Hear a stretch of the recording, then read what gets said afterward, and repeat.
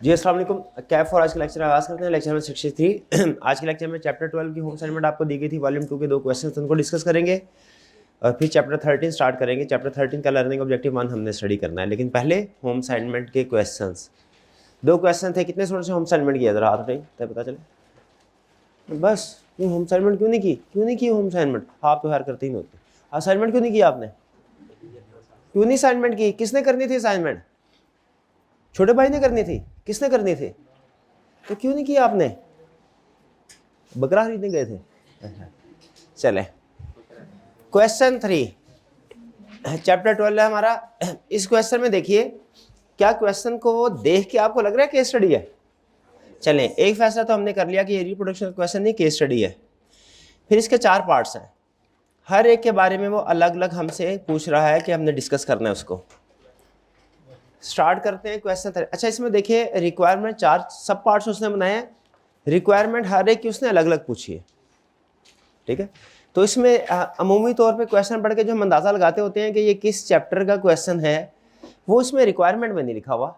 जैसे discuss the validity of Numan's view point, आपको पता है रिक्वायरमेंट बोलता है कि कॉन्ट्रैक्ट एक्ट के मुताबिक है बताओ, या पार्टनरशिप के मुताबिक है बताओ, या निगोशिएबल इंस्ट्रूमेंट, या जो भी एक्ट है। अभी नहीं बताया इसने रिक्वायरमेंट में, तो कैसे पता चलेगा? क्वेश्चन को पढ़ के। शायद उसने इन्फॉर्मेशन में, क्वेश्चन की इन्फॉर्मेशन में कहीं पे किसी जगह उसने ये मेंशन कर दिया होगा।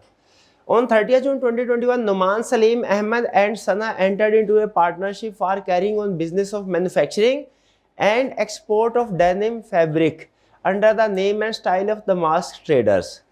सबसे पहले मुझे ये बताइए, ये पार्टनरशिप का क्वेश्चन है, ये पता चल गया आपको? किस लफ्ज़ से पता चला?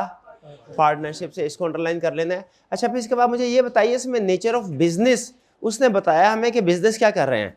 क्या पार्टनरशिप के क्वेश्चन में नेचर ऑफ बिजनेस रेलिवेंट हो सकता है हमारे लिए? कब रेलिवेंट हो सकता? कौन सा कंसेप्ट है जो रिलेट करता है इससे?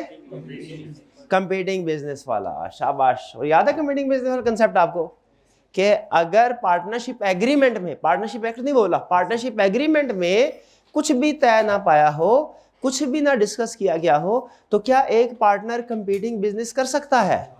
कंपीटिंग मतलब सिमिलर बिजनेस नहीं कर सकता, और डिसिमिलर बिजनेस कर सकता है, यानी डिफरेंट बिजनेस वो कर सकता है। लेकिन अगर पार्टनरशिप में लिख दिया गया है कुछ, तो जो लिख दिया गया फिर वही अप्लाई होगा। भाई ऐसा ही ना, एग्रीमेंट में जो भी लिख दिया जाए वही अप्लाई। कोई क्रिमिनल चीज ना लिख दीजिएगा कि मिलके स्मगलिंग करेंगे हैं, या कोई सुपारी लेके तो फुड़काएंगे लोगों को, इस तरह की चीज नहीं लिखनी। बाकी एग्रीमेंट में जो भी लिखेंगे वो सब अप्लाई होगा। क्लियर? आगे क्या कह रहा है? कह रहा है at the time of commencement of partnership, Noman disclosed to other partners his interest in family business of export of velvet fabric. अहम चीज क्या इसमें कोई इंफॉर्मेशन में बता रहा है जो रेलिवेंट है? क्या उसने डिस्क्लोज किया कि भैया मेरा एक दूसरे बिजनेस में भी इंटरेस्ट है, और बिजनेस कौन सा है? वो भी फैब्रिक है, वो भी फैब्रिक है, टाइप डिफरेंट है। क्या सिमिलर बिजनेस है या नहीं? ये सिमिलर, वो भी फैब्रिक, ये भी फैब्रिक, ये सिमिलर बिजनेस नहीं है। नहीं, सेम टाइप होना जरूरी नहीं। नेचर ऑफ बिजनेस तो से मेरा ख्याल ये है कि सिमिलर बिजनेस है, सिमिलर बिजनेस है, ठीक है। अब जैसे चले मैं छोटा सा क्वेश्चन आपसे पूछता हूं, एक कंपनी एसी बना रही है रेगुलर, एक कंपनी एसी बना रही है इन्वर्टर वाला, टाइप डिफरेंट है। क्या कंपीटिंग है कि नहीं? दोनों दुकानें आमने सामने होंगी अगर, तो कंपटीशन होगा कि नहीं? उनमें होगा। तो बहरहाल ये आपकी जजमेंट पे डिपेंड करता है। मेरा ख्याल ये है कि चूंकि दोनों फैब्रिक से रिलेट करते हैं बिजनेस, तो ये कंपीटिंग बिजनेस हैं। लेकिन अहम चीज एक और भी है, कंपीटिंग बिजनेस तो एक और भी, क्या? Disclose his interest. इसको अंडरलाइन कर लें, डिस्क्लोज हिज इंटरेस्ट। और मैंने आपको एक बताया था कि ये कंसेप्ट आपके कैफ 7 में भी काम आएगा। इसको अंडरलाइन कर लें कि पार्टनर ने डिस्क्लोज कर दिया था, यानी उसने अपनी वो ड्यूटी पूरी कर दी थी। क्या ड्यूटी थी? फुल इंफॉर्मेशन दे दी। फिर next, due to his connections with foreign buyers, Numan brought in many export orders for DT. चूंकि ऑलरेडी उसके बाहर कनेक्शन थे, बहुत से एक्सपोर्ट ऑर्डर आए, इसका मतलब है ये एक एक्टिव पार्टनर है। Salim handled operations and insured timely delivery of orders to customer. Salim ने भी ऑपरेशंस को हैंडल करता है और टाइमली, इसका मतलब सलीम भी एक्टिव पार्टनर है। बाकियों के बारे में बताया नहीं, इसलिए हम उनके बारे में कह नहीं सकते कि वो एक्टिव हैं कि नहीं। बहरहाल इन दोनों की रिस्पॉन्सिबिलिटी हमें पता चल गई क्या है। यहाँ तक क्लियर? पार्टनरशिप है, उसमें 4 पार्टनर्स हैं, 2 के बारे में क्लियरली बताया उसने, एक के बारे में बताया कि उसका कंपीटिंग बिजनेस में इंटरेस्ट है और उसको डिस्क्लोज कर दिया। यहाँ तक फैक्ट्स क्लियर? आगे चलते हैं। On 5th September 22, a meeting was held to discuss the financial performance of DT for the year ended 30th June 22. Following matters were discussed in the meeting. Being the consultant of DT, considered the following matter under the Partnership Act 1932. कहता है ये बात है 5 सितंबर 2022 की कि partner सारे मिल बैठे और अब कुछ चीज़ें डिस्कस कर रहे हैं। आप कंसल्टेंट हैं, आपने फैसला करना है, उनको एडवाइस करना है कि क्या होना चाहिए। स्टार्ट करें मैटर्स वन बाय वन। आपने ना सिर्फ ये कि डिसीजन भी बताना है, बल्कि मुझे वो कंसेप्ट भी बताना है, वो राइट्स या वो ड्यूटी जिसकी बेस पे डिसीजन हुआ है। पहला जी, profit for the year was determined after accruing Salim salary of ₹100,000। भागदौड़ करता है ना Salim per month for running DT's operation. Numan found this unjustified and demanded an equivalent salary for his efforts to establish DT's business। Numan ने कहा ये थोड़ा ही है कि तुम ही भागदौड़ करते हो, मैं भी तो एक्सपोर्ट ऑर्डर लेके आता हूं, मेरे को भी सैलरी दो। नुमान ने क्या किया? मेरे को भी इक्वल सैलरी दो। 1 लाख सैलरी सलीम और 1 Numan. Discuss the validity of Numan's view point. क्या नुमान का व्यू पॉइंट ठीक है? मेरा तो ख्याल है ठीक है, दोनों काम कर रहे हैं, दोनों को 1-1 लाख मिलना चाहिए। नहीं, हाँ ये सैलरी है, ये डिपेंड करता है। अगर तो पार्टनरशिप में एग्रीड हुआ सैलरी मिलेगी, फिर सैलरी मिलेगी, वरना किसी अगर पार्टनरशिप में एग्री नहीं हुआ किसी पार्टनर को सैलरी नहीं मिलेगी। ये clear?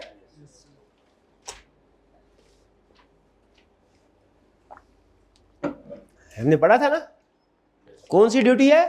Duty to work without remuneration, कि सारे पार्टनर्स एडिशनल कोई रिम्यूनरेशन, क्योंकि प्रॉफिट भी मिल रहा है उनको, ठीक है। लेकिन साथ ही साथ हमने ये भी पढ़ा था कि मिल सकता है, मिल सकता है अगर एग्री हुआ हो। तो ये मिलेगा कि नहीं किस पे डिपेंड करता है? एग्रीमेंट पे। क्या क्वेश्चन में उसने कहीं बताया एग्री हुआ कि नहीं? फिर हमें क्या करना चाहिए? यस के नो के इफ करके दोनों, इफ करके दोनों। 1 में कोई प्रॉब्लम? कोई प्रॉब्लम नहीं। Second, 20% of the export orders were combined orders for denim and velvet fabric, which were jointly fulfilled by DT and Numan's family business. Salim argued that 50% of the velvet business profit should be paid to DT. उसने कहा भाई jointly आप business कर रहे हैं, दोनों 20% export order मिलके denim और वेलवेट फैब्रिक दोनों के जॉइंटली फुलफिल हुए। सलीम अब नुमान को कह रहा है, नुमान भैया ये जो आपका बिजनेस है इसमें से 50% हमें भी दीजिए। क्यों कह रहा है ये उसने नहीं बताया, रीजन नहीं बताया। आपके ख्याल में क्या रीजन होगी? सलीम क्यों कह रहा है कि मेरे को प्रॉफिट दो, शेयर करो हमारे साथ?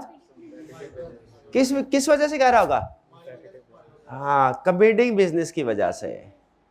क्योंकि आपका कंपीटिंग बिजनेस है इसलिए हमारे साथ शेयर कीजिए, इसलिए हमारे साथ शेयर कीजिए। तो यहाँ पे क्वेश्चन ये है कि क्या 50% प्रॉफिट शेयर होगा? वेलवेट, वो जो दूसरा वेलवेट का बिजनेस है ना, इसका नुमान का फैमिली बिजनेस वेलवेट का था, क्या वेलवेट के बिजनेस से प्रॉफिट शेयर होगा इधर? क्यों नहीं होगा? उसने डिस्क्लोज कर दिया था, उसने डिस्क्लोज कर दिया था। Clear? Third, Ahmed informed that he had paid ₹900,000 from his personal bank account to a supplier on 31st January 22 due to non-availability of cash in DT's bank account. On 31st May 22, amount was paid back to Ahmed. He demanded ₹27,000 as profit, which he would have earned if the funds were maintained in his bank account. Evaluate the validity of Ahmed demand. नहीं, मेरा तो ख्याल से कुछ नहीं मिलेगा, पैसे वापस मिल गए, और क्या चाहिए इसको। राइट ऑफ रीइंबर्समेंट था ना, तो रीइंबर्समेंट मिल गई, और क्या चाहिए। इंटरेस्ट, क्या इंटरेस्ट का भी राइट है। हाँ जी, एडवांस पे अगर पार्टनर फर्म को एडवांस देता है, कोई लोन देता है इन एडिशन टू कैपिटल, तो उसका राइट है कि इंटरेस्ट रिसीव करे। किस रेट पे, 6% और एग्रीड। अगर एग्री हुआ तो वो, अगर एग्री नहीं हुआ तो 6%। यहाँ पे चूंकि एग्रीमेंट में कुछ नहीं लिखा हुआ, उसने हमें कोई इन्फॉर्मेशन नहीं बताई इसके बारे में, तो इसका मतलब कौन सा रेट लगेगा, 6%। अच्छा मुझे बताइए, सिर्फ इतना लिख दें हम कि सलीम कौन था, Ahmed is entitled to receive interest at the rate of 6% on loan, या कि उसकी कैलकुलेशन करनी चाहिए। कैलकुलेशन करनी चाहिए। जब क्वेश्चन में अमाउंट्स दी हैं, डेट्स दी हैं, तो हमारे सोल्यूशन में भी अमाउंट्स और डेट्स होनी चाहिए। बोला था कि नहीं। जब क्वेश्चन में अमाउंट्स और डेट्स है, सोल्यूशन में भी अमाउंट्स।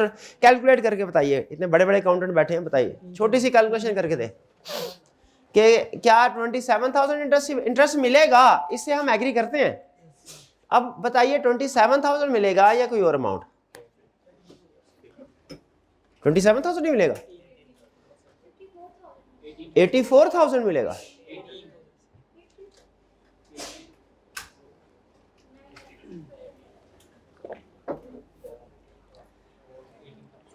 $18,000 कैसे कैलकुलेशन की, 900,000 मल्टीप्लाइड बाय 0.06, और कब से, 31 जनवरी से क्या 31 मई तक, फरवरी मार्च अप्रैल मई, 4 महीने का, मल्टीप्लाई बाय 4/12 कितना, 18,000। तो भैया 27,000 तो नहीं देंगे हम तेरे को, कितना देंगे, 18,000। क्लियर। चलिए, इसमें कौन सा कंसेप्ट था, सैलरी वाला, इसमें इंटरेस्ट वाला, इसमें कंपीटिंग बिजनेस वाला। अब देखते हैं आगे कौन सा कंसेप्ट पूछता है। During the meeting, the man stated that since he had brought most of the orders for DT, remaining partners cannot use the brand Damask Traders if he decides to leave the partnership. उसने कहा जब मैं partnership छोड़ूंगा, सारे ये brand name जो है ना, ये गुडविल होती है, किसी भी बिजनेस का नाम उसकी, सारे का सारा मैं लेके जाऊंगा, आपका इसमें कोई हिस्सा नहीं, इसको इस्तेमाल नहीं कर सकेंगे। तो सही कह रहा है ना, ज्यादातर काम उसी ने किया है।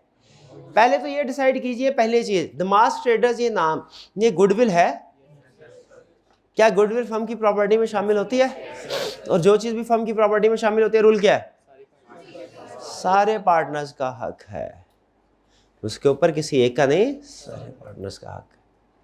तो ये स्टेटमेंट इसकी गलत है।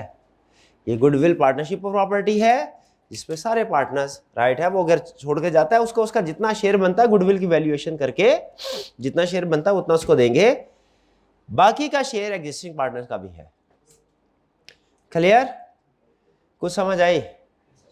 चलिए, अच्छा ये एक क्वेश्चन आज के लिए काफ़ी है। अब चलते हैं हम अपने नए कंसेप्ट की तरफ। चलो ये ज़रा सली से डिस्कस कर लें। क्वेश्चन में कोई प्रॉब्लम तो नहीं थी, छोटे छोटे उसने अच्छा क्वेश्चन बनाया था, छोटे छोटे कंसेप्ट को डिस्कस कर दिया।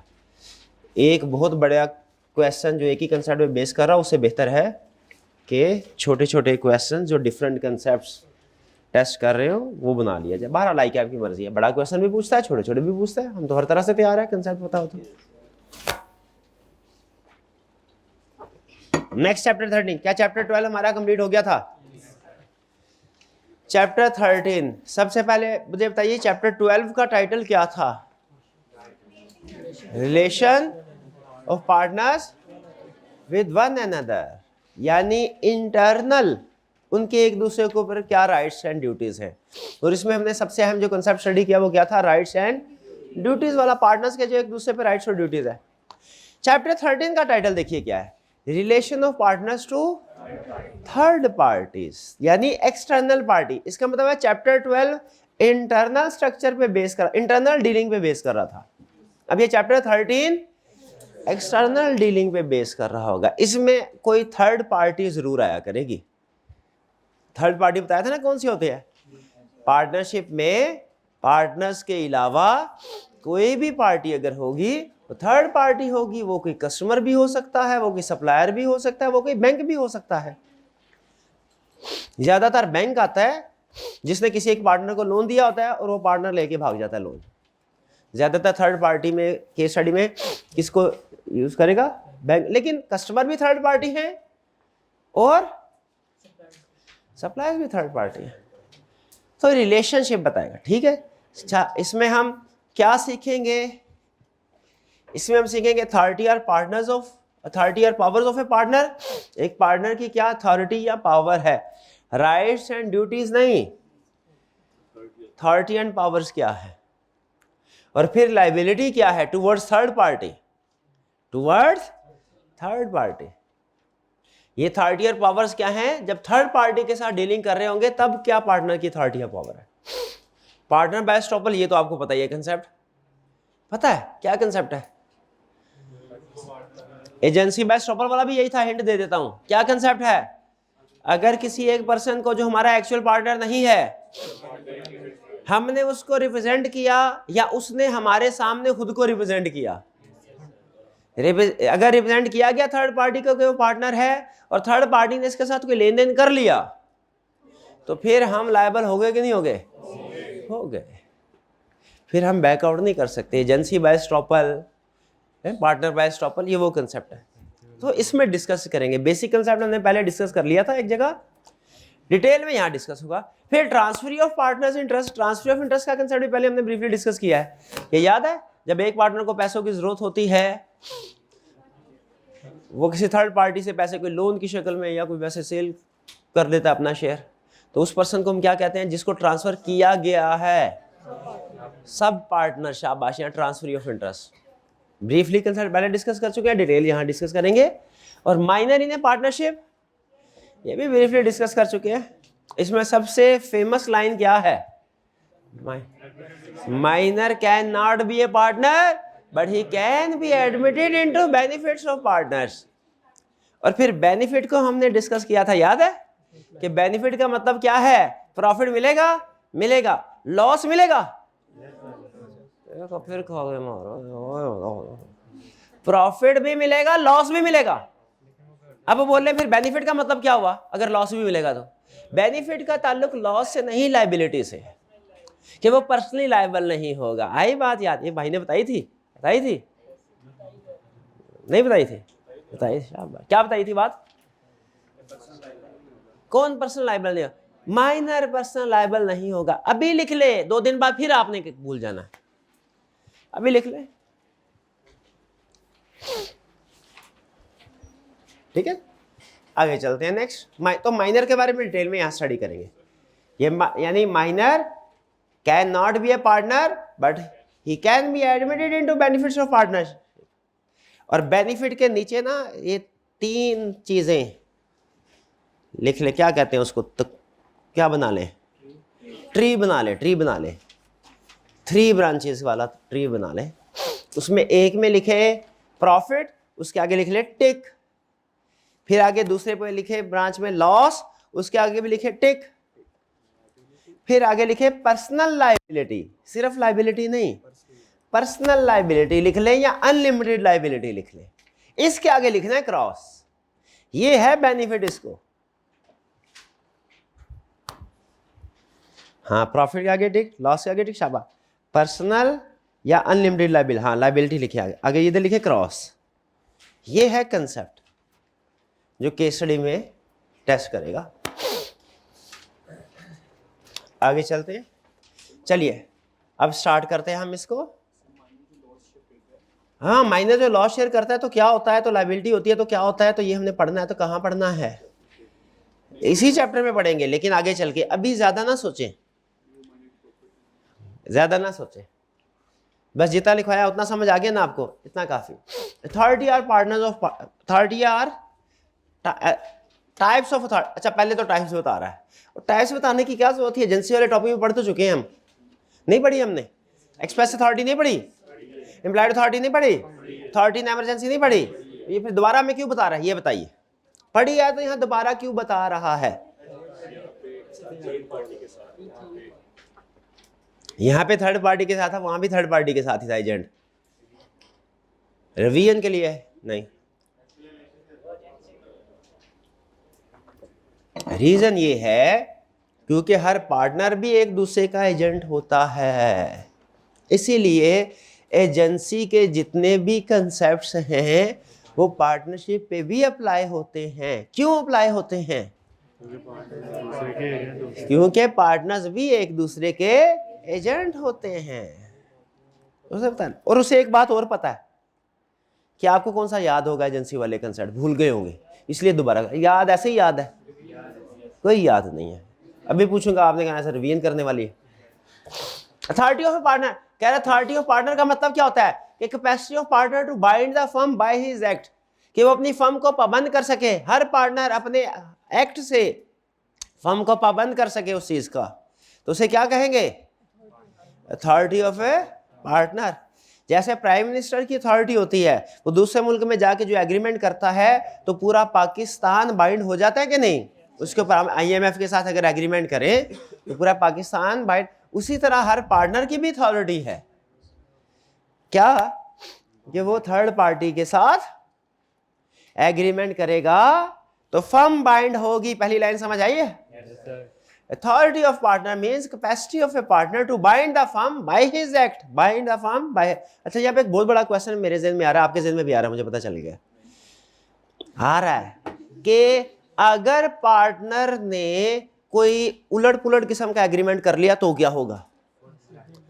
तो क्या फर्म बाइंड होगी? ये एक क्वेश्चन मार्क है, इसका जवाब आपको आगे चल के मिलेगा, अभी नहीं, अभी नहीं इसका जवाब। कह रहा partner can bind firm with his act if, कहता है ये चीज ध्यान में रखो, पार्टनर बाइंड कर सकता है कब? If the act is done in the ordinary course of business of the firm and in usual way. अभी इसका उसने थोड़ा सा जवाब दिया, उसने कहा भैया वो वाले एक्ट्स के लिए फर्म बाइंड होगी जो ऑर्डिनरी कोर्स ऑफ बिजनेस के होंगे, जो ऑर्डिनरी कोर्स ऑफ बिजनेस के नहीं हैं उनके लिए फर्म बाइंड नहीं होगी। जैसे कॉलेज का बिजनेस, अब ऑर्डिनरी कोर्स ऑफ बिजनेस क्या होता है, ये डिपेंड करता है बिजनेस के नेचर पे। कॉलेज का बिजनेस है, इसमें AC बाय किए जाते हैं ताकि क्लास में एक इन्वायरमेंट, अच्छा इन्वायरमेंट क्रिएट हो। क्या ये ऑर्डिनरी कोर्स ऑफ बिजनेस है? अच्छा, ये नहीं है, यानी कॉलेज में AC नहीं खरीदे जाते। ऑर्डिनरी कोर्स ऑफ बिजनेस का मतलब है वो ट्रांजैक्शन जो रूटीन में होती रहती है, हर रोज होना जरूरी नहीं है, रूटीन में होती रहती है, रूटीन में बिजनेस है, ठीक है? तो क्या ये ऑर्डिनरी कोर्स ऑफ बिजनेस है? ये ऑर्डिनरी कोर्स ऑफ बिजनेस है। भाई AC बाय किए, फर्नीचर बाय किया, प्रोजेक्टर बाय किया, क्या ये सारी चीजें यहाँ पे यूज होती हैं इस बिजनेस में? बिल्कुल, ठीक है। और 10 बोरी चावल बाय किए, ये ऑर्डिनरी कोर्स ऑफ बिजनेस है क्या? ये ऑर्डिनरी कोर्स ऑफ बिजनेस है? ये नहीं है, ठीक है। तो पार्टनर की जो ट्रांजैक्शन ऑर्डिनरी बिजनेस वाली होगी ना, जो यानी वो ट्रांजैक्शन जो बिजनेस रूटीन में करता है वो बाइंड होगी फर्म पे। उसने अगर कोई ऑर्डिनरी कोर्स ऑफ बिजनेस से हटके ट्रांजैक्शन की, उसके लिए फर्म जिम्मेदार नहीं है, उसके लिए फर्म जिम्मेदार नहीं है। क्लियर? आगे चलते हैं, ये ऑर्डिनरी कोर्स ऑफ बिजनेस की मजीद आगे एग्जांपल्स आएंगी।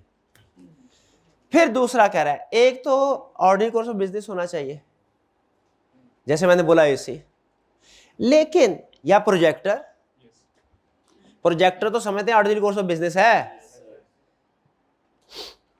लेकिन क्या कोई पार्टनर अपने घर के लिए AC या प्रोजेक्टर नहीं बाय कर सकता? घर के लिए भी बाय कर सकता है। इसीलिए उन्होंने साथ में एक दूसरी कंडीशन भी लगाई, एक तो ऑर्डिनरी कोर्स ऑफ बिजनेस की ट्रांजैक्शन हो, और दूसरा act is done as partner of the firm in the name of the firm with intention to bind the firm. Firm का नाम लेके, फर्म का नाम लेके ट्रांजैक्शन की गई हो, फर्म के लेटर हेड पे, फर्म के ऑफिशियल जो भी ऑर्डर फॉर्म वगैरह यूज करते हैं उस पे, फिर वो समझी जाएगी कि वो ट्रांजैक्शन फर्म के लिए, फर्म के ऊपर बाइंडिंग है। क्लियर? अब यहाँ पे देखिए LCD भी लगी हुई है, ठीक है। तो अगर कोई पार्टनर जाके ये कहता है कि जी LCD मुझे दे दो, ठीक है, हाल और चला गया, कहने लगा एलसीडी दे दो लेकिन मेरे घर पे डिलीवर करना। अभी ऑर्डिनरी कोर्स ऑफ बिजनेस, क्योंकि नेचर है ना, यूज होती है वो चीज बिजनेस में, तो है ऑर्डिनरी कोर्स ऑफ बिजनेस। लेकिन क्या फर्म इसकी पेमेंट करने के लिए लायबल है? क्यों लायबल नहीं? क्योंकि एक्ट इज डन एज, ये दूसरी वाली कंडीशन पूरी नहीं, नेम ऑफ द फर्म को यूज नहीं किया गया। नेम ऑफ द फर्म, इसमें इंटेंशन उसकी पर्सनल ट्रांजैक्शन की थी, फर्म के लिए नहीं थी। क्योंकि अगर फर्म के लिए इंटेंशन होती ना तो वो फर्म का नाम यूज करता, फर्म का एड्रेस देता कि भाई इधर चीज पहुंचाओ। वे समझ रहे हैं? तो आपने कोई ट्रांजैक्शन, एक पार्टनर ने ट्रांजैक्शन की, उसकी पर्सनल ट्रांजैक्शन है कि फर्म की ट्रांजैक्शन है, कैसे पता चलेगा? दो क्राइटेरिया। पहला क्राइटेरिया क्या है? ऑर्डिनरी कोर्स ऑफ बिजनेस हो, और दूसरा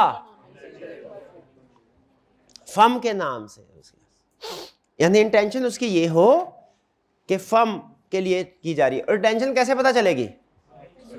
इंटेंशन कैसे पता चलती है? सीटी स्कैन करने से पता चलती है ना दिमाग, ऐसे नहीं है। न्यूरोसर्जन बताते हैं इंटेंशन क्या, कैसे पता? एक्ट से पता चलता है, एक्ट से पता चलता है।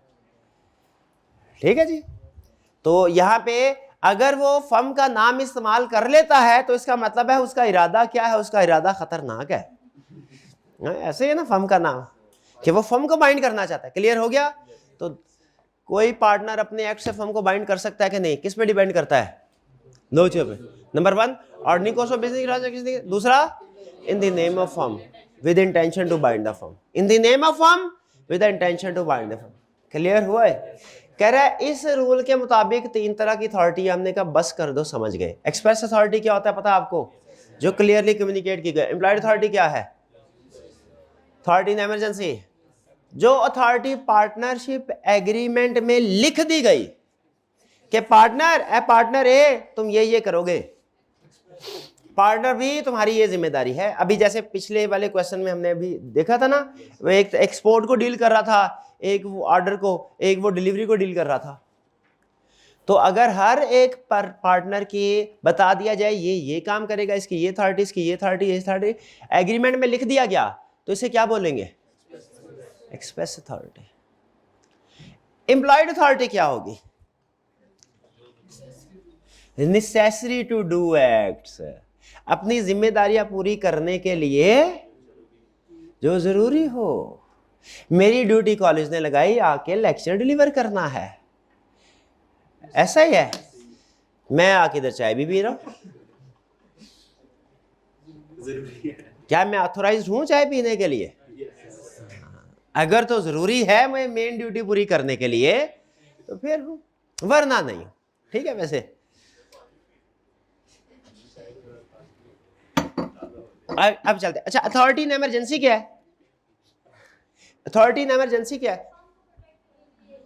हम फर्म को प्रोटेक्ट करने के लिए जो भी नेसेसरी एक्शन, वो चाहे मेंशन था या नहीं था, कोई भी काम करना पड़े, फर्म को नुकसान से बचाने के लिए सर धड़ की बाजी लगानी पड़े, वो भी लगा दो, चाहे एग्रीमेंट में नहीं भी लिखा हुआ। ठीक है? ये से सर धड़ नहीं लिखा हुआ पढ़, ये मैंने अपनी तरफ से एग्जैजरेट किया है। इतना भी रिस्क नहीं लेना, जान का रिस्क नहीं लेने का। ठीक है? लेकिन बाकी जो भी जरूरी काम हो फर्म को नुकसान से बचाए, वो चाहे पार्टनरशिप एक्ट में, एग्रीमेंट में, पार्टनरशिप एग्रीमेंट में आपको अथॉरिटी नहीं भी दी गई, आप वो काम कर सकते हैं। याद है कई एग्जाम्पल हमने पढ़ी थी। वो मार्केट में प्राइस गिरती थी एकदम से, वो क्या करता था? बेच देता था। उसे कहते थे मुल्तान से लाहौर लेके आओ, फैसलाबाद में चीज़ खराब हो रही होती थी, क्या करता था? बेच देता था। हम उसे कहते थे फर्नीचर लेके आओ, ठीक है, वो रास्ते में अच्छी प्राइस मिली थी तो बेच देता था। तो हमने कहा था ये नहीं करना था, ये नहीं करना था, क्योंकि लॉस से प्रोटेक्ट करने के लिए अथॉरिटी इन इमरजेंसी है, ज्यादा प्रॉफिट हासिल करने के लिए नहीं है। उधर कस्टमर इंतजार कर रहा होगा, जिसका ऑर्डर था वो बेच गया उधर। दोबारा, express authority of a partner, express authority means authority of a partner as specified in partnership deed. असल चीज आपको एक्सप्रेस अथॉरिटी समझाना नहीं है, असल चीज आपको अथॉरिटी इन इमरजेंसी समझाना भी नहीं है, क्योंकि ये भी आप पहले पढ़ चुके हैं। ये देखिए जरा, कोई एक लफ्ज नया आया तो मुझे बताइएगा। In case of emergency, a partner has authority to do all such acts to protect firm from loss as it would be done by a person of ordinary prudence acting under similar circumstances, and such acts bind the firm. कहता है firm को emergency situation में firm को नुकसान से बचाने के लिए जो भी काम करना पड़े जो आम इंसान करता तो वो कर सकता है. क्लियर? शाम के वक्त आंधी तूफान, पार्टनरशिप बैठा हुआ है एक पार्टनर, आंधी तूफान, तारे बिजली की तारें टकराई एक दूसरे से और लटक रही है बिजनेस के वो सामने, दुकान के सामने. अब जो भी कस्टमर आया कंफर्म जन्नती. अब ये बताइए अगर उस वक्त फर्म को नुकसान से बचाने के लिए वो इमीडिएटली हायर मतलब फौरी तौर पे किसी को कॉल करके बुलाता है, टेक्नीशियन वगैरह को, इलेक्ट्रीशियन को, और ये काम कराता है, वो चाहे उसकी अथॉरिटी में नहीं भी था, अगर चाहे ये कहा गया था भैया 500 से ज़्यादा कोई खर्चा नहीं करेगा पार्टनर, अब उस इलेक्ट्रीशियन को बुलाया, उसने कहा कम से कम 5000 लूँगा, ये बहुत रिस्की काम है. अब बताइए अथॉरिटी 500 की है, क्या 5000 का खर्चा करवा सकता है? क्यों? इमरजेंसी की वजह से. इसमें सारा कंसेप्ट सेम है. अगर आप पार्टनर की बजाय एजेंट का वर्ड यूज लिख दें और फर्म की बजाय प्रिंसिपल का वर्ड लिख दें तो यही कंसेप्ट आपका एज इट इज एजेंसी वाला नहीं बन जाता, वो भी बन जाता. तो ये भी आपको पता है. असल चीज़ आपको ये नहीं समझानी थी. असल चीज़ क्या समझानी है फिर? एम्प्लॉयड अथॉरिटी के पार्टनर्स को अपना रूटीन का काम करने के लिए, हर पार्टनर को अपना रूटीन. देखिए सिंपल रूल है, आपने किसी को जिम्मेदारी दी है ना, उसको अथॉरिटी या पावर भी देनी पड़ेगी. अगर आपने जिम्मेदारी दी है, अथॉरिटी या पावर नहीं दी ना, वो बंदा काम क्या कर सकेगा? कुछ नहीं कर सकेगा.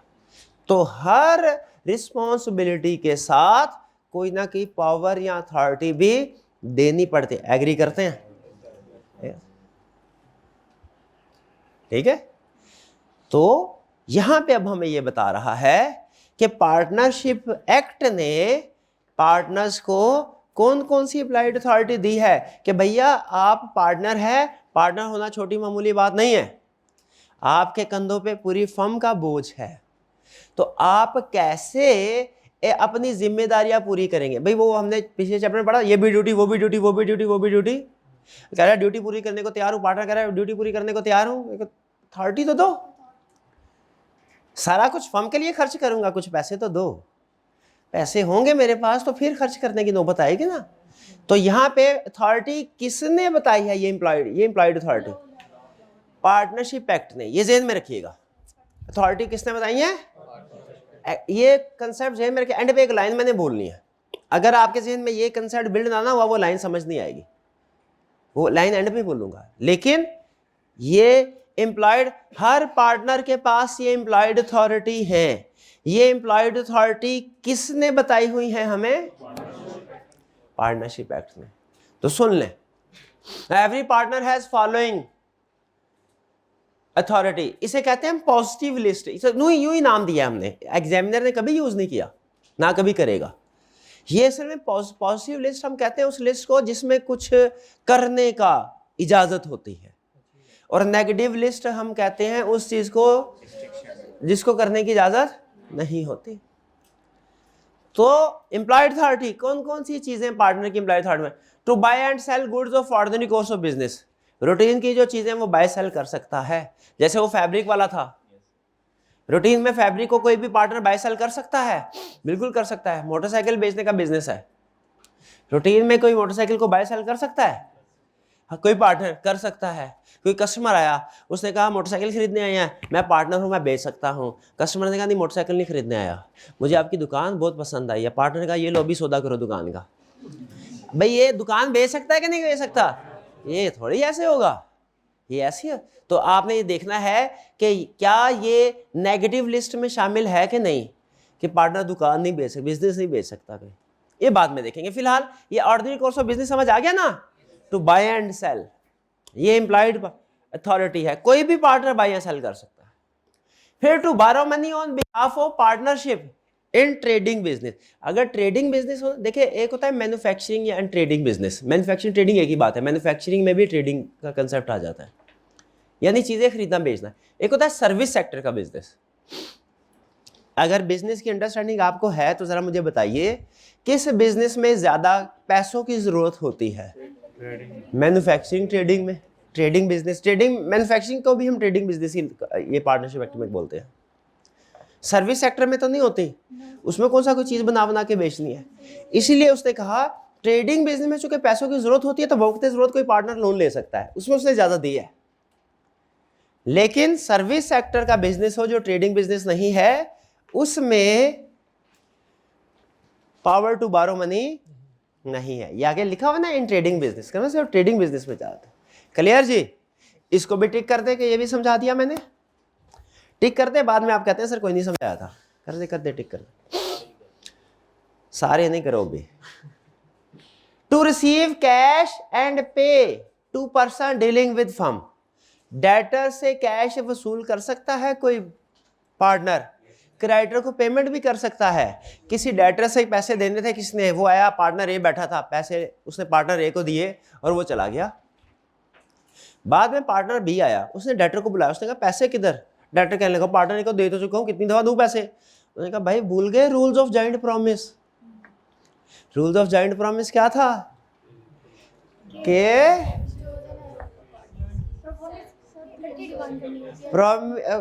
परफॉर्मेंस इकट्ठे डिमांड करनी होती है, सेपरेट सेपरेट नहीं कर सकते। तो पार्टनर भी कहने लगा दो पैसे मेरे को, तुमने पढ़ा नहीं था कॉन्ट्रैक्ट एक्ट? कॉन्ट्रैक्ट एक्ट में रूल ऑफ ये जॉइंट प्रॉमिस है, सारे पार्टनर्स हम इकट्ठे 4 हैं तो जॉइंट प्रॉमिस है। तो पढ़ा नहीं था जॉइंट प्रॉमिस के रूल कि joint promises can demand performance together, दो पैसे। कस्टमर ने एक लगाई उसको, क्यों लगाई? उसने कहा मैंने कॉन्ट्रैक्ट एक्ट पढ़ा है, लगता है तूने पार्टनरशिप एक्ट नहीं पढ़ा। पार्टनरशिप एक्ट में क्लियरली लिखा हुआ है कि कोई एक पार्टनर पैसे रिसीव भी कर सकता है, पैसे पे भी कर सकता है फर्म के बिहाफ पे। हमने कहा अच्छा, इसका मतलब है कॉन्ट्रैक्ट एक्ट और पार्टनरशिप एक्ट में ये फर्क है थोड़ा सा। हाँ, क्योंकि कॉन्ट्रैक्ट एक्ट है और पार्टनरशिप एक्ट है, ये फर्क ज़हन में रखिएगा। तो अब कस्टमर दोबारा पैसे देगा क्या?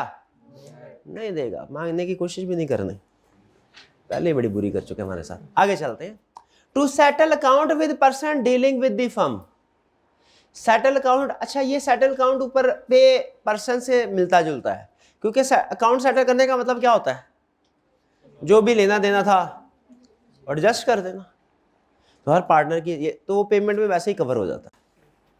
लेकिन ये आपने याद कर लेना है, क्योंकि एग्जाम में पॉइंट्स अगर रिप्रोडक्शन का क्वेश्चन आ गया ना तो फिर सारे पॉइंट्स कोशिश करनी है हमने लिखे। कभी कभार ऐसे होता है क्योंकि पॉइंट लग रहा होता है, रिपीट हो रही है ये तो बात। फिर टू एम्प्लॉय सर्वेंट्स, क्या कह रहा है? किसी को जॉब पे रख सकता है, कोई पार्टनर किसी को जॉब पे रख सकता है। To pledge movable property of the firm, pledge का मतलब क्या होता है? गिरवी। गिरवी कभी सुना है आपने? गिरवी किसे बोलते हैं? क्या? किराए पे देना कोई चीज? हाँ, सिक्योरिटी के तौर पे किसी से लोन लेना और जमानत के तौर पे उसे कोई मकान के कागजात उसके हवाले कर देना, इसे कहते हैं मॉर्टगेज या प्लेज। गिरवी रखवाना, मॉर्टगेज और प्लेज। मॉर्टगेज दो अल्फाज है। मॉर्टगेज होता है अगर इमूवेबल प्रॉपर्टी हो उसके लिए, और प्लेज होता है मूवेबल प्रॉपर्टी के लिए। तो यहाँ पे नोट कीजिए वो क्या कह रहा है कि मैं मूवेबल प्रॉपर्टी को प्लेज कर सकता हूं। हर पार्टनर, यानी कोई भी पार्टनर फर्म की मूवेबल प्रॉपर्टी है उसको सिक्योरिटी के तौर पे रखवा के लोन ले सकता है। लेकिन ये भी लिंक करता है सेकंड वाले पॉइंट से। पैसे बारो करेंगे तो प्लेज करवाना पड़ेगा ना। तो ये ट्रेडिंग बिजनेस में होगा, अदर बिजनेस में नहीं होगा। क्लियर? अच्छा, ये प्लेज वाला कंसेप्ट ये बारो से रिलेट करता है, दोनों को इकट्ठा करके एक बना दें? नहीं नहीं नहीं, लॉ ने अलग लिस्ट दी है, हम भी लगी रखेंगे। To draw cheques or endorsed bill of exchange promissory note in the name of firm. Draw cheques के ऊपर फोकस करें, बाकी बातें आपको समझ नहीं आएंगी। ये प्रॉमिसरी नोट क्या होता है, बिल ऑफ एक्सचेंज क्या होता है, क्योंकि ये निगोशिएबल इंस्ट्रूमेंट की टर्म है जो भी हमने पढ़ना है। जब पढ़ लेंगे उसके बाद समझ आएगा। लेकिन चेक भी निगोशिएबल इंस्ट्रूमेंट है, लेकिन चेक के साथ तो आप वाकिफ होंगे ना। चेक बैंक के पास लेके जाते हैं, पेमेंट करता है, चेक वही देखा होगा कभी। शाबाश। कह रहा है हर पार्टनर के पास ये पावर है कि वो चेक इशू कर सकता है। किसी को पेमेंट करनी हो तो चेक इशू कर सकता है। ठीक है, ये भी मिलता जुलता है to receive cash and pay to person से। क्या उसके साथ मिला दे? नहीं। ये ना 4 नंबर का क्वेश्चन पूछ ले कि बताओ 1 पॉइंट का आधा नंबर मिलेगा। 4 नंबर के लिए पूछ लिया तो हमें 8 के 8 लिखने पड़ेंगे ना पॉइंट। अगर हमने मर्ज करके अपनी आसानी के लिए किसी को 6 बना दिया हुआ तो वो तो नंबर खतरे में पड़ जाता है ना। तो इसीलिए हमने उसके पॉइंट्स पूरे याद कर लिए। और फिर to sue or defend suits in the name of हम। सू का मतलब क्या है? केस फाइल करना जी, केस फाइल करना। वो कोई पार्टनर किसी कस्टमर वगैरह अगर कोई कॉन्ट्रैक्ट एक्ट की खिलाफवर्जी करे, कॉन्ट्रैक्ट डिलीवर नहीं किया, कोई एक पार्टनर उसके खिलाफ केस कर भी सकता है, और अगर कस्टमर ने केस किया हो उसे डिफेंड भी कर सकता है, अदालत में जाके पेश हो सकता है। ठीक है, लेकिन क्या पेश होके उधर जाके माफी मांगाएगा और कहेगा जज सर जो भी जुर्माना आप फैसला करेंगे हम देने को तैयार है? ये डिपेंड, ये आगे पढ़ेंगे। कह रहा है if partnership agreement is silent such transaction are binding on firm. इसका मतलब क्या है? हाँ, एग्रीमेंट नहीं हुआ, अगर एग्रीमेंट में कुछ नहीं एग्री हुआ ना तो ये सारी पावर्स एक पार्टनर के पास हैं और नीचे वाली पावर्स नहीं है। लेकिन अगर एग्रीमेंट में कोई तय हुआ तो जो तय हुआ होगा ना वो अप्लाई होगा। ये जहन में रखिएगा, क्योंकि कई दफा केस स्टडी में कह देता है कि एग्रीमेंट में ये तय हुआ कि कोई भी पार्टनर 50 साल से ज्यादा की चीज खरीदे बेचेगा नहीं, ये एग्रीमेंट में लिख दिया। तो आपके जहन में आएगा नहीं सर ने तो पढ़ाया था कि पार्टनर के पास पावर है to buy and sell goods of ordinary course of business, उसमें तो कोई अमाउंट लिखी ही नहीं हुई थी। तो ये पार्टनर उधर 6 लाख की चीज बेच देगा, लिमिट 50,000 थी, 6 लाख। आपने अगर ये कंसेप्ट एग्रीमेंट वाला क्लियर ना हुआ आप उसे ओके करके आ जाएंगे कि पार्टनर ने ठीक किया। हालांकि ये जितने भी अथॉरिटीज हैं इनको थ्रू एग्रीमेंट चेंज किया जा सकता है, मॉडिफाई किया जा सकता है। जितनी भी अथॉरिटीज हैं, नेगेटिव वाली पॉजिटिव में, पॉजिटिव वाली नेगेटिव में आ सकती है अथॉरिटी। कैसे आ सकती है? लॉ ने दी हुई है, ये कैसे आ सकती है? एग्रीमेंट के जरिए आ सकती है। शाबाश। तो अभी हमने पॉजिटिव लिस्ट पढ़ी, भाई नेगेटिव भी आज ही पढ़ लें। चलिए इतना इसरार करते हैं आप तो पढ़ लेते हैं। अकॉर्डिंग टू पार्टनरशिप एक्ट 1932, ये मैंने आपसे पूछा नहीं है, ये मैंने आपके जज्बात के साथ खिलवाड़ किया है। नहीं है, मेरी मर्जी, मेरा लेक्चर मेरी मर्जी। According to Partnership Act 1932, partner does not have following authorities power. Partner की ये अथॉरिटी नहीं है, ये वाली अथॉरिटीज हैं, ये वाली अथॉरिटीज नहीं। अब कौन सी अथॉरिटीज नहीं है? ये केस स्टडी में अमूमी तौर पे नहीं पूछता, लेकिन याद करनी है रिप्रोडक्शन के क्वेश्चन में अमूमी पूछ लेता है। तो बताने ये अमूमी तौर पे केस स्टडी के लिए है, रिप्रोडक्शन के लिए नहीं। ये अमूमी तौर पे रिप्रोडक्शन के लिए है, केस स्टडी के लिए नहीं। इसका मतलब क्या हुआ? इसका मतलब ये नहीं हुआ कि इसको याद करना है इसको नहीं करना, नहीं, याद दोनों को करना है। इसका मतलब ये हुआ इसके ऊपर ज्यादा फोकस करना है समझने के लिए, इसके ऊपर समझने के लिए कम फोकस करना है। Understanding up, memory down, memorisation down. यहाँ पे understanding level down, memorisation up. ये रट्टे वाला ज्यादा है मैं, ये केस स्टडी के लिए ज्यादा है मैं। लेकिन आई कैप कहीं से भी कुछ भी पूछ सकता है भैया, जिम्मेदारी मेरी कोई नहीं, इसलिए सारी चीजें पढ़ा रहा हूं। Submitted dispute of the firm to arbitration. Arbitration क्या होता है? पंचायत। कभी सुना पंचायत? इसी को बोलते हैं आर्बिट्रेशन। और पंचायत आप समझते होंगे कि सिर्फ हमारे ये गांव वगैरह में, रूरल एरिया में होती है? नहीं नहीं नहीं नहीं, इधर भी होती है। यूनियन काउंसिल वगैरह जो बनी होती है इलाके करीब, वहां पे होती है। बाज़ औक़ात ट्रेडर्स के आपस में डिस्प्यूट राइज हो जाए तो मार्केट के अंदर ही आर्बिट्रेटर होते हैं। ठीक है, वही तो, आप फीस सेंटर गया, मोबाइल का कोई मसला था, उन्होंने कहा सर ऊपर छत पे चले जाएं, ऊपर ऑफिस है हमारा, सारी कंप्लेंट्स वहाँ डील होती हैं, ठीक है, कोर्ट जाने की ज़रूरत नहीं है। तो मैंने कहा ये तो बड़ी अच्छी बात है, वरना तो अदालत जाके केस फाइल करना पड़ा करता ना, मैं कौन अदालत जाए, वो जितने का ज़्यादा पैसे वकील ले लेते। लेकिन फिर भी मैंने कहा ये तो अच्छी बात है कि कोर्ट जाने के बजाय इधर ही आर्बिट्रेशन हो जाए। अच्छा, लेकिन submit a dispute of the firm to arbitration, एक पार्टनर के पास ये राइट नहीं है कि अगर कोई डिस्प्यूट चल रहा है तो वो अकेला फैसला कर ले कि ये आर्बिट्रेशन के पास ले जाते हैं, सुलह सफाई के लिए ले जाते हैं। भाई अगर पार्टनर की मर्जी, वो चाहे तो कोर्ट में ले जाए, चाहे आर्बिट्रेशन में ले जाए, तो एक पार्टनर ये फैसला नहीं कर सकता कि ये डिस्प्यूट है ना, इसको मैं आर्बिट्रेशन के थ्रू रिजॉल्व करवाना है या कि कोर्ट के जरिए से। ये जो अथॉरिटी, एम्प्लॉयड अथॉरिटी की रिस्ट्रिक्शन है ना, इसका मतलब है कि एक अकेला पार्टनर ये फैसला नहीं करेगा। अगर होना है तो मेजॉरिटी ऑफ पार्टनर के जरिए से फैसला होगा।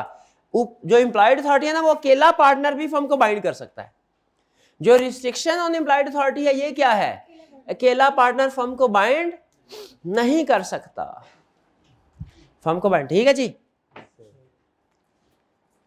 Open a bank account on behalf of the firm in his own name, क्या कोई अकेला पार्टनर अपने नाम से फर्म का अकाउंट खोल सकता है कि फर्म के नाम का बैंक अकाउंट खोल दो, साइन सिर्फ मेरे होंगे, वो सारे पैसे उधर ले जाता रहेगा? वो तो अकेले पार्टनर की अथॉरिटी नहीं है। ठीक है। हाँ, तो फिर कैसे अकाउंट खुलेगा? Majority of partner. अच्छा, ये नोट कीजिए, अकाउंट, अकेला पार्टनर अकाउंट नहीं ओपन कर सकता, लेकिन जब अकाउंट ओपन हो जाए उसके बाद चेक इशू कर सकता है अकेला पार्टनर। नोट किया आपने ऊपर? कहां था ये चेक वाली बात? 7 टू ड्रॉ चेक। क्लियर होगी ये बात? इसको भी टिक कर दें। आपने बाद में मुकर जाने का, मैंने नहीं पढ़ाया। एम्प्लॉयड अथॉरिटी को भी कर दें। असल में टिक लगने से ना साइकोलॉजिकली एक कंफर्ट मिल जाती है कि ये हमने पढ़ा हुआ है, समझा हुआ है। रिवीजन करते हुए ना आप कंफर्ट फील करेंगे, वरना बिल्कुल सीधा सफा आ जाए ना, ब्लैंक, मतलब ब्लैंक, कुछ टिक ना लगाओ, लगता है कोई नई चीज़ है। तो टिक लगे होंगे तो आपके माइंड को ये मैसेज आएगा ये मैंने पढ़ा हुआ है, समझा हुआ है, सिर्फ रिवाइज करना है, इसलिए टिक लगवा रहा हूँ। फिर उसके बाद कंप्रोमाइज आर रिलिंक्विश, इतने मुश्किल अल्फाज, इतने मुश्किल अल्फाज, कोई बात नहीं, हमने कौन सा याद करना समय, हमने तो रट्टा लगाना है। Compromise or relinquish any claim or portion of claim by firm. Compromise का मतलब क्या है? वो जो हमने पढ़ा था वो टाइप्स, वेव कर देना, रिमिट कर देना। क्या एक कंपनी पार्टनरशिप के खिलाफ केस है या पार्टनरशिप में दूसरों के खिलाफ केस फाइल किया, एक पार्टनर उसको कंप्रोमाइज कर सकता है, वेव कर सकता है, रिमिट कर सकता है। कंप्रोमाइज कर ले, आओ भाई ए पार्टी मुखालिफ पार्टी, आओ आके सेटलमेंट कर लेते हैं, बैठ जाते हैं। सारे पार्टनर्स को इत्तेमाद में लेना पड़ेगा। ये बात समझ आई? Compromise or relinquish any claim or portion of claim by firm. कोई क्लेम हो, किसी से पैसे लेने हो, एक पार्टनर कह सकता है जा भाई माफ किया तेरे को, फर्म मेजॉरिटी की बेस पे, एक पार्टनर की अथॉरिटी नहीं है। पैसे लेने हो ना, लेने हो, वो एक पार्टनर ले सकता है, लेकिन वेव करना हो, रिमिट करना हो, कंप्रोमाइज करना हो, कंप्रोमाइज का मतलब ये होता है ना पैसे छोड़ना, और कंप्रोमाइज में कोई चीज छोड़ते ही है ना, और क्या कंप्रोमाइज होता है?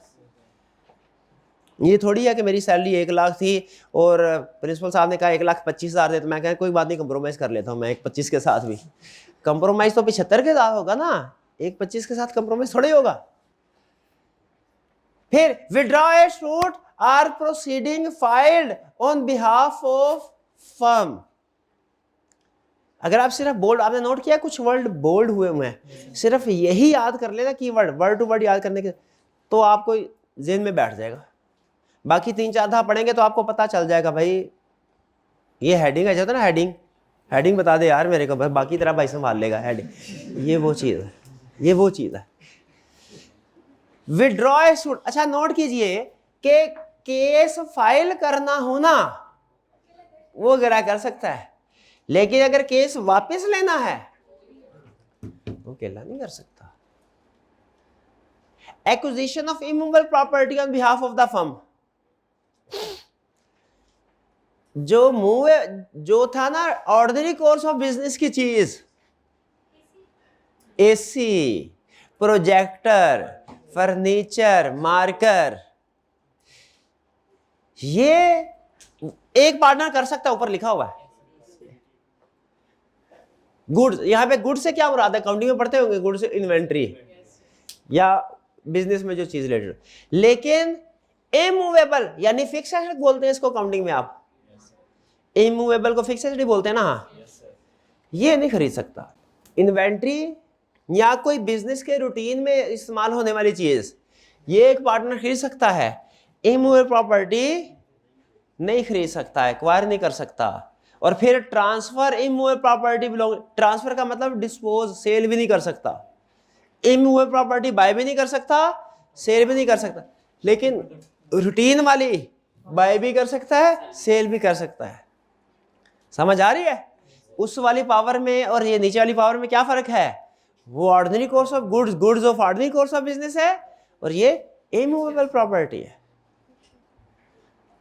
कुछ समझ आए? फिर enter into partnership on behalf of the firm. एक पार्टनरशिप किसी दूसरी पार्टनरशिप के साथ पार्टनरशिप कर सकती है। ये पहले बताएं, लाइन समझ आई कि नहीं आई? आप पार्टनरशिप सिर्फ नेचुरल पर्सन्स की नहीं, बल्कि डिफरेंट पार्टनरशिप की भी पार्टनरशिप हो, इंडिविजुअल्स की तो होती है, पार्टनरशिप की भी पार्टनरशिप होती है, बल्कि इवन कंपनीज की भी पार्टनरशिप। आपने शायद सुना वो जॉइंट वेंचर वगैरह। हाँ जी। तो एक पार्टनर अकेला फैसला नहीं करेगा हमें किसी दूसरे बिजनेस के साथ मिलना है कि नहीं मिलना, ठीक है? एक अकेला पार्टनर ये फैसला नहीं करेगा। ये मर्जर नहीं होता। मर्जर में तो पुरानी एंटिटीज खत्म हो जाती हैं। ये असल में दो पार्टनरशिप डिफरेंट है, वो डिफरेंट ही रहती हैं, लेकिन कोई मिलके किसी एक जगह पे काम कर रही होती हैं। ये अमूमी तौर पे इंटरनेशनल लेवल पे ज़्यादा होता है। जैसे फ़र्ज़ कीजिए पाकिस्तान ने किसी कॉन्ट्रैक्टर को दुबई में बिल्डिंग कंस्ट्रक्ट करने का कॉन्ट्रैक्ट दिया गया बिल्डर को। अब चूंकि वहाँ के लॉज डिफरेंट हैं, वहाँ पे किससे सामान खरीदना है, क्या स्ट्रक्चर, यहाँ पे जो पाकिस्तान में बंदा होगा या पार्टनरशिप फर्म होगी उसको तो इतना अंदाज़ा नहीं होगा। तो फिर यहाँ की फर्म्स क्या करती हैं, उधर लोकेलिटी में कोई जो लोकल पार्टनरशिप होती है उसके साथ मिल जाती हैं। मिल के ये नहीं होता कि नई पार्टनरशिप क्रिएट, मतलब नए पार्टनर, नहीं, वो मिल के ये कहते हैं सर जब तक ये प्रोजेक्ट कंप्लीट नहीं होता ना, हम आपस में ये काम मिल के काम करते हैं, जो भी प्रॉफिट होगा वो 60-40 की रेशो से या जो भी रेशो उससे कर लेंगे। लेकिन ये फैसला कि किसी दूसरी पार्टनरशिप के साथ मिलके काम करना है कि अकेले काम करना है, एक पार्टनर नहीं कर सकता। क्लियर हुई ये बात? एंड भाई ये सारी एग्जांपल समझ आ गई? पॉइंट नंबर 4 रहता है accept any liability in a suit और प्रोसीडिंग अगेंस्ट फर्म। कोर्ट में गया, डिफेंड कर सकता है एक पार्टनर। एक पार्टनर क्या केस कंपनी के फर्म के खिलाफ हुआ हो डिफेंड कर सकता है। उधर उसे डिफेंड करने के लिए भेजा, उधर जाके कहने लगा सर हमारी ही गलती है, हमारी ही गलती है। ठीक है, ये हम ठंडी मुर्गी के बर्गर बना बना के बेचते रहे हैं। हम ठंडी मुर्गी समझते हैं, सस्ती वाली है ना, सस्ती वाली। हाँ जी, ये हमारी ही गलती है। कभी कभार मतलब क्या है, कोई छोटा मोटा जानवर आ भी जाता है अगर इसमें बर्गर में, तो क्या ये हमारी ही गलती है? और सफाई का इंतजाम नहीं होता सर, क्या ये जाके उधर एक्सेप्ट कर सकता है लायबिलिटी? वो नहीं कर सकता, वो तो डुबो देगा सारी फर्म को। इसीलिए उन्होंने कहा कि उधर जाके एक्सेप्ट लायबिलिटी नहीं कर सकता। उधर किसी ने कहा, कस्टमर ने कहा कि सर मुझे हर्जाना अदा करें 50,000 का। उन्होंने कहा ठीक है मैं देता हूँ 50,000 के लिए मुझे बुलाया तुमने, ये लो, ताकि आइंदा से मुझे पेशी पे ना आना पड़े। क्या लायबिलिटी एक्सेप्ट कर सकता है? केस स्टार्ट कर सकता है, डिफेंड भी कर सकता है, विड्रॉ भी नहीं कर सकता, उसमें कोई लायबिलिटी भी एक्सेप्ट नहीं कर सकता। डन जी? अच्छा वो क्या था जो बात मैंने बतानी थी, क्या बोला था मैंने? क्या नहीं, उस लाइन किस कंटेक्स्ट में बोला था कि क्या कर रहा है, कि जिससे क्या होगा, एक लाइन ऐसी बोलनी है जिससे क्या होगा। हाँ, आगे याद, आगे पार्टनरशिप। ये सारी पावर्स, ये सारी एग्जांपल्स किसने दी हुई हैं? एक्ट ने ये है पॉजिटिव, ये है नेगेटिव। पॉजिटिव का मतलब हर पार्टनर, इंडिविजुअल पार्टनर ये काम कर सकता है, फर्म जिम्मेदार होगी। नेगेटिव के ये पावर नहीं है, इंडिविजुअल पार्टनर नहीं कर सकता। लेकिन याद रखें, थ्रू पार्टनरशिप एग्रीमेंट आप इसे मॉडिफाई कर सकते हैं। यानी इधर की एग्जाम्पल को पॉजिटिव की एग्जाम्पल में नेगेटिव में ला सकते हैं, और नेगेटिव की एग्जाम्पल को पॉजिटिव में ला सकते हैं। लेकिन कैसे? एग्रीमेंट के जरिए से। अब ये एक लाइन आपको पढ़ाना चाहता हूं, ये नीचे ये लिखा हुआ है, ठीक है। Partners can further restrict employed authority. Restrict employed authority का मतलब क्या है? इसको कम कर देना। रिस्ट्रिक्ट का मतलब इसको कम कर देना, इसको चेंज, इस वाली अथॉरिटी को चेंज कर देना। Partner can restrict employed authority, मतलब चेंज कर सकते हैं एम्प्लॉयड अथॉरिटी को थ्रू एग्रीमेंट, ठीक है जी। However, any such restriction shall be effective only if third party knows the restriction. Third party knows the restrictions को अंडरलाइन कर रहे हैं। ये क्या कह रहा है? मुझे बताइए, थर्ड पार्टी घर से पार्टनरशिप एक्ट पढ़ के आई है, तो वो एज्यूम करेगी कि बाय या सेल करने की पावर है पार्टनर के पास। पार्टनर्स ने आपस में एग्रीमेंट किया हुआ है कि कोई भी पार्टनर 50,000 से ज़्यादा की चीज़ नहीं खरीदे बेचेगा। सवाल मेरा बिल्कुल सिंपल है, क्या कस्टमर जो आया घर से उठ के पार्टनरशिप के साथ डील करने के लिए, उसे इस रिस्ट्रिक्शन का पता होगा कि नहीं होगा? अमूमी तौर पे नहीं होगा। भाई अगर तो अखबार में इश्तहार दे दिया, अगर तो दुकान के ऊपर लिख के लगा दिया, तो फिर तो थर्ड पार्टी को पता होगा कि भैया 50,000 से ज़्यादा की डील नहीं करनी। लेकिन अगर पार्टनर ने आपस में एग्रीमेंट कर लिया, पब्लिक नोटिस वगैरह नहीं दिया, तो क्या फिर कस्टमर को पता होगा? सवाल मेरा सिंपल है। पार्टनर की रिस्ट्रिक्शन लगाएगी, 50,000 से ऊपर की सेल परचेज कोई नहीं कर सकता। कस्टमर आया, कस्टमर ने 1.5 लाख का एग्रीमेंट कर लिया पार्टनर के साथ, क्या ये कॉन्ट्रैक्ट पूरा करना फर्म के लिए जरूरी है, लायबल है फर्म के? नहीं, डिपेंड करता है किस में। थर्ड पार्टी को नॉलेज रिस्ट्रिक्शन का था कि नहीं था। अगर तो थर्ड पार्टी को रिस्ट्रिक्शन का नहीं पता था कि पावर रिस्ट्रिक्ट की गई है, तो फिर फर्म लायबल है, फिर फर्म लायबल है।